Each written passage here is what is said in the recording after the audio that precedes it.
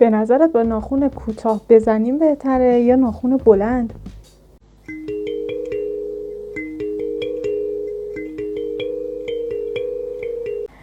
سلام، من نیلیم. به کانال یوتیوب کالیما نیلی خیلی خوش اومدی. توی این ویدیو میخوام براتون درباره ناخن بگم. راستی رفقا، سابسکرایب کانال یادتون نره لطفاً. ویدیوهای قبلی رو حتما ببینین، هم نات کالیما هست، هم آموزش هست. همه رو تو پلیلیست براتون گذاشتم، دسترسی خیلی راحت به همشون داری. و اینکه برو بریم. سوالی که اکثر مواقع توی دایرکت از من پرسیده میشه درباره اینه که میگن ناخونم بلند یا ناخون کاشت دارم، یا اینکه اصلا سایز ناخون چقدر باید باشه. یا خیلی هم میان میگن که موقع زدن روی تیغه ها صدای اضافه میشنون، دلیلش چیه؟ و از این قبیل سوالا. اگه ناخونت خیلی بلند باشه موقع زدن روی تیغه ها اصلا تسلط نداری.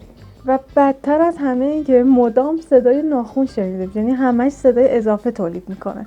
خب اینجوری نوازندگی رو خراب میکنه، صدای بدی شنیده میشه و ارتعاش تیغه ها به نوک ناخون گیر میکنه. این صدا رو میده اکثر مواقع. این خیلی بده چون نوک ناخون گیر میکنه و صدای اضافه تولید میکنه. پس باید ناخون رو کوتاه کنیم. سوالی که اینجا پیش میاد اینه که چقدر کوتاه کنیم. اگه ناخون رو خیلی کوتاه کنیم در حدی که این فضای گوشتی و پوستی سر ناخونمون فقط معلوم باشه، اینجوری اذیت میشه. وقتی هم که روی تیغه میزنیم انگشت درد میگیره. پس تا اینجا ناخونمون نباید خیلی بلند باشه و نباید خیلی کوتاه باشه. الان ناخون منو ببینین، در حد 2-3 میلیمتر، همین کافیه، اوکیه. برای دونستن سایز دقیق ناخونت هیچ وقت اینجوری بهش نگاه نکن. از قسمت گوشتی روبروی خودت میذاری، این قسمت ناخون رو به بیرون باشه، نگاه میکنی میبینی 2-3 میلیمتر ناخونت کامل مشخصه. پس هیچ مشکلی نیست و این ناخون برای نوازندگی کالیمبا استاندارده.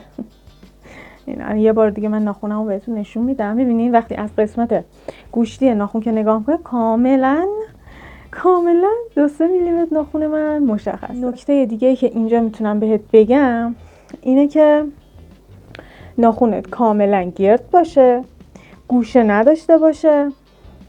برای این میگم گوشه نداشته باشه چون ممکنه که به تیغه های کناری گیر کنه و صدای بدی تولید کنه.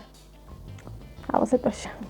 اگرم حس کردی که بازم با این حال که کوتاه هیچ گوشه‌ای نداره و اینا بازم صدای بدی تولید میکنه، یه کوچولو با سوهان ناخونتو بکش، یه کمی نرمتر بشه. اگر گوشه های اضافی داره کاملا رفع بشه و دیگه فکر نمی‌کنم مشکلی پیش بیاد و با یه سوهان حل میشه.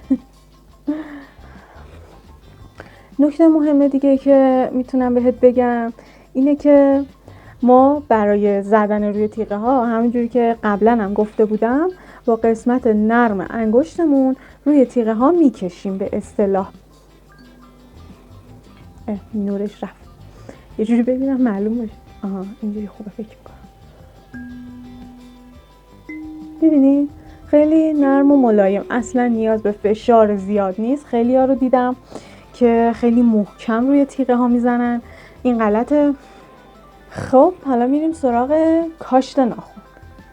کاشت باعث ضخامت ناخون میشه. از طرفی هم وقتی که ما روی تیغه ها فشار میاریم ممکنه که اصلا کاشتتو خراب کنه.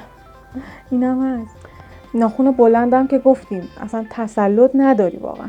راهی که میتونم بگم اینه که شما کاشت کوتاه انجام بدین، یعنی دیگه خیلی بلندم نباشه که اذیت بشین و اینا. کاشت کوتاه فکر نمی‌کنم دیگه مشکلی ایجاد کنه و اینکه بهتره به نظر من. و نکته آخری هم که بخوام بهتون بگم درباره دوستانی هستن که ناخونهای خیلی شکننده‌ای دارن، یعنی حتی این 2-3 میلیمتر هم میشکنه و اذیت میشن.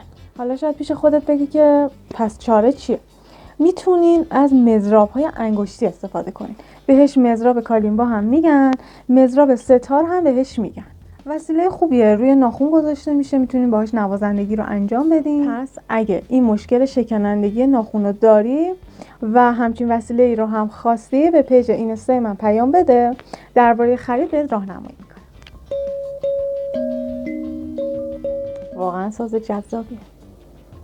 یه جنبندی کلی اگه بخوام بگم اینه که برای زدن کالیمبا با ناخن کوتاه خیلی راحت تره، تسلط داری.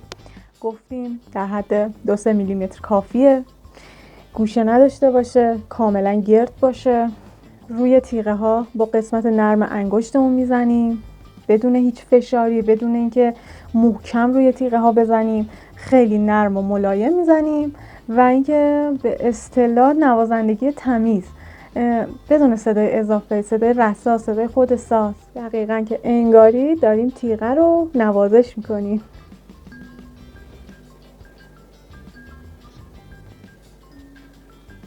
قسمت نرم رو روی تیغه میذاریم و میکشیم به سمت پایین. به همین راحتی. امیدوارم که براتون مفید بوده باشه و اینکه اگه سوالی داشتی حتما ازم بپرس. راستی نوتایی که تو پیج اینستا میذارم اصلا از دست نده. حتما پیج اینستا سر بزن.